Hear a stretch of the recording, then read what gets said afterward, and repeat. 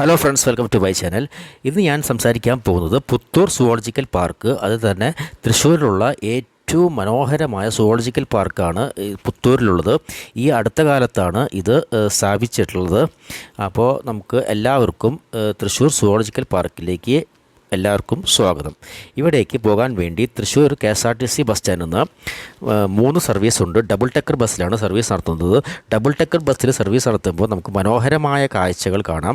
തൃശ്ശൂരിലുള്ള എല്ലാവിധ സ്ഥലങ്ങളിലെ കൂടി സഞ്ചരിച്ചിട്ടാണ് ഇവിടേക്ക് എത്തിച്ചേരുന്നത്. അപ്പോൾ തൃശ്ശൂരിലുള്ള ആകാശ കാഴ്ചകൾ പോലെ നമുക്ക് കാണാൻ സാധിക്കും.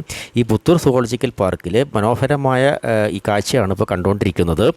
ഈ തൃശ്ശൂർ സുവോളജിക്കൽ പാർക്കിലേക്ക് 3 സർവീസുണ്ട്. കാലത്ത് 8 മണിക്കും അതേപോലെ തന്നെ 10 മണിക്കും അതേപോലെ തന്നെ ഉച്ചതിരിഞ്ഞ് 3 മണിക്കാണ് സർവീസ് ഉള്ളത്. ഇതിൻ്റെ യാത്രാ നിരക്ക് എന്ന് പറയുന്നത് അപ്പർ ഫ്ലോറിൽ 250 രൂപയാണ് ചാർജ്, ലോവർ ഫ്ലോറിൽ 150 രൂപയാണ് ചാർജ്.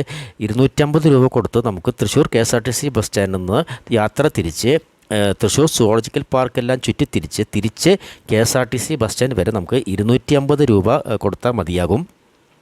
അപ്പോൾ ഇത് വളരെ ഉപയോഗപ്രദമാണ്. ഈ തൃശ്ശൂർ സുവോളജിക്കൽ പാർക്കിലേക്ക് പോകുക തന്നെ മനോഹരമായ ഒരു കാഴ്ചയാണ്.